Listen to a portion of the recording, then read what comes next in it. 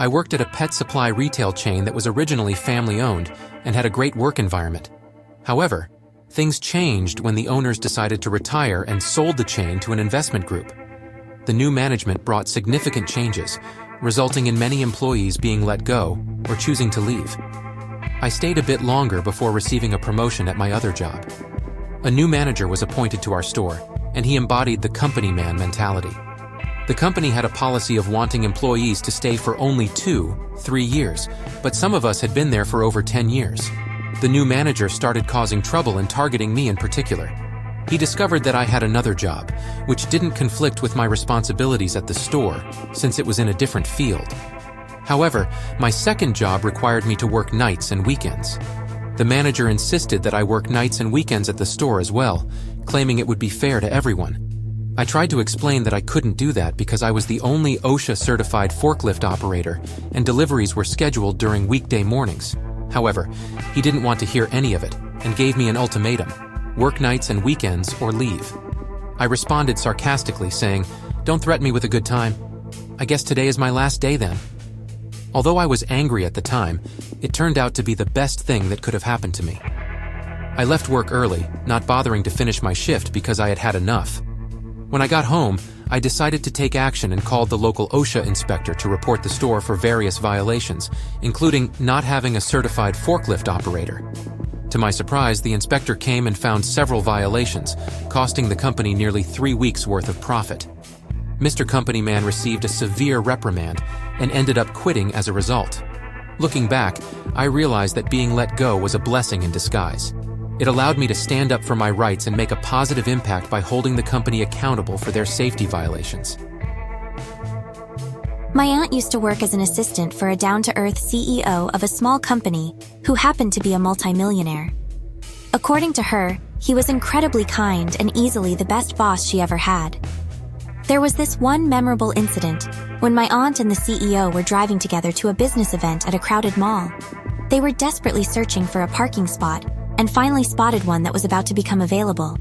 As any considerate person would do, they patiently waited a short distance away from a Civic that was preparing to leave, signaling that they had rightfully claimed the spot.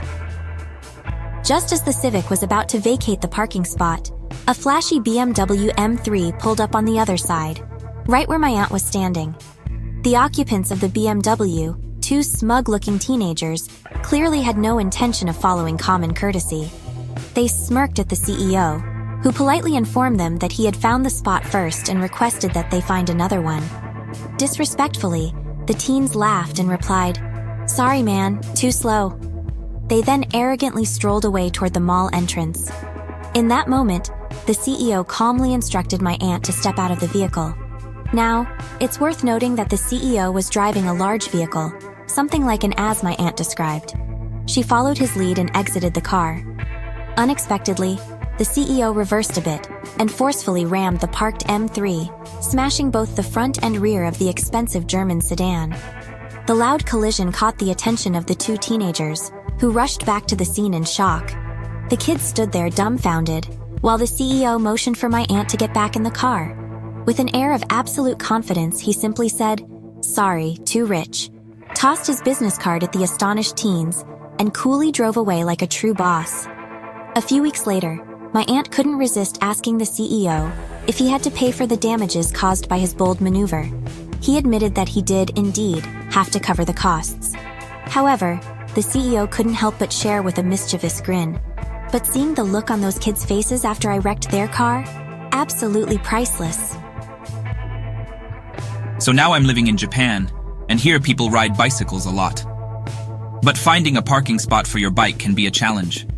You usually have to pay a daily fee, usually between $1 and $2. There are a few free spots, but they are scarce. Most people opt for monthly parking because it's cheaper and you get your own designated space. A few weeks ago, something frustrating started happening. There was a person in my building who would bring a guest, and they would always take my designated parking space.